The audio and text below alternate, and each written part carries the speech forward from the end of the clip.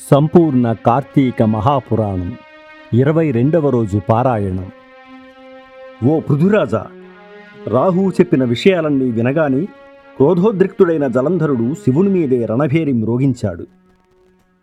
కోట్లాది సేనలతో కైలాసం వైపుకు దండు కదిలాడు.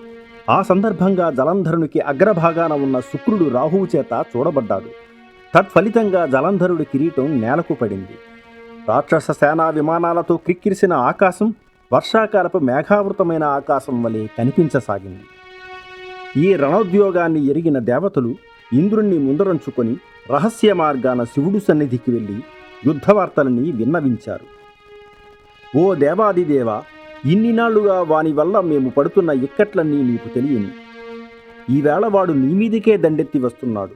సర్వలోక కళ్యాణార్థం వానిని జయించు తండ్రి అని ప్రార్థించారు.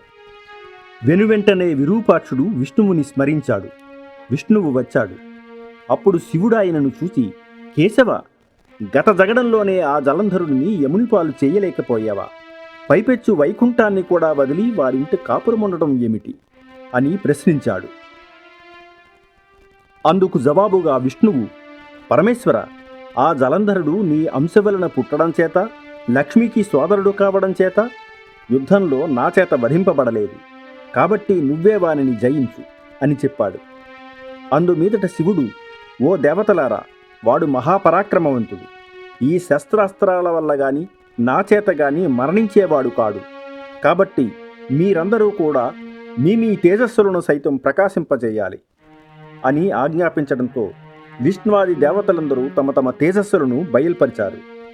గుట్టగా ఏర్పడిన ఆ తేజస్సులలో శివుడు తన తేజాన్ని కలిపి మహోత్తమము, భీషణ జ్వాలాలాస్యము, వేగ సంపన్నము, అత్యంత భయంకరము అయిన సుదర్శనమనే చక్రాన్ని వినిర్మించాడు. అప్పటికే 1,000,000 ఏనుగులు, 1,000,000 గుర్రాలు, 1,000,000 కాల్బలగముతో కైలాసభూములకు చేరిన జలంధరుని దేవతలు, ప్రమథగణాలు ఊకుమ్మడిగా ఎదుర్కొన్నాయి. నందీశ్వర, విఘ్నేశ్వర, సుబ్రహ్మణ్యేశ్వరాదులు కూడా తమ తమ గణాలతో సహా జలంధరుని మార్కొన్నారు. 2 తెగల మధ్యన భయంకరమైన సంకుల సమరం సాగింది.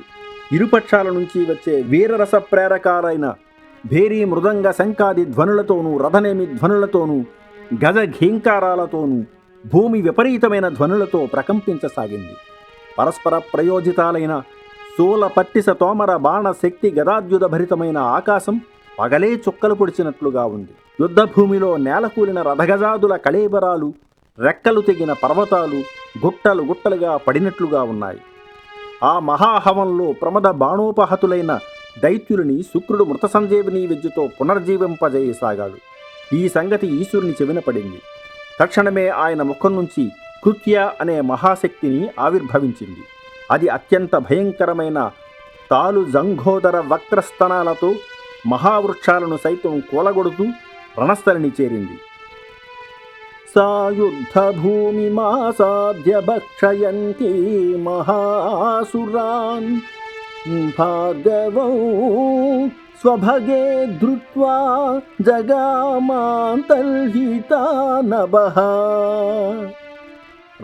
రావడమే పేరు మోసిన రాక్షసులనెందరినూ తినేసింది. ఆ ఊపు శుక్రుణ్ణి సమీపించి అతనిని తన యోనిలో చేర్చుకొని అంతర్ధానమైంది.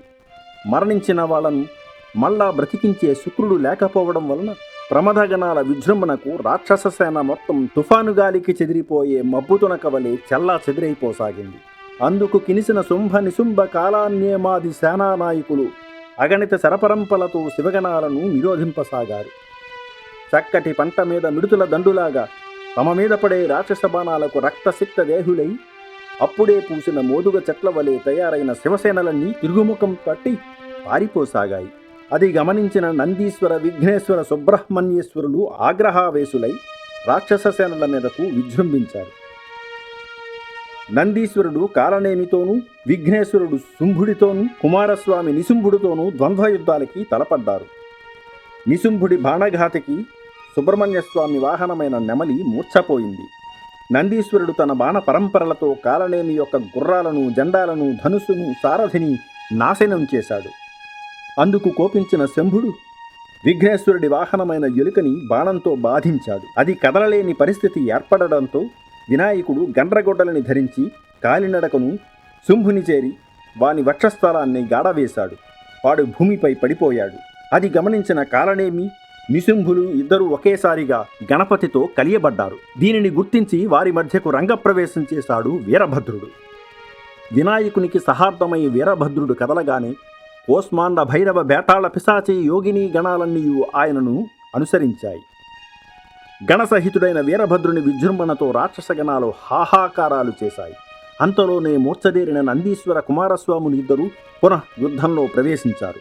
వాళ్ళందరి విజృంభణతో వీగిపోతున్న తన బలాన్ని చూసిన జలంధరుడు అతి అనే పతాకం గల రథంపై వచ్చి ఈ సమస్త గణాలను ఎదుర్కొన్నాడు. జలంధరుడి బాణాలతో భూమి ఆకాశాల మధ్య ప్రాంతమంతా నిండిపోయింది. 5 బాణాలతో విఘ్నేశ్వరుడిని, 9 బాణాలతో నందీశ్వరుడిని, 20 బాణాలతో వీరభద్రుడిని కొట్టి మూర్ఛపోగొట్టి భీషణమైన సింహగర్జన చేశాడు.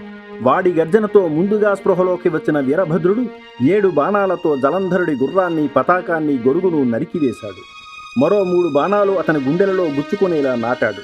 దానితో మండిపడిన జలంధరుడు పరిఘ అనే ఆయుధంతో వీరభద్రుని ఎదుర్కొన్నాడు. అద్భుతమైన యుద్ధం చేశారు వాళ్ళు. అనంతరం జలంధరుడు వీరభద్రుడి తలపై పరిఘను ప్రయోగించడంతో వీరభద్రుడు స్పృహ తప్పిపోయాడు. 22వ రోజు పారాయణం సమాప్తం.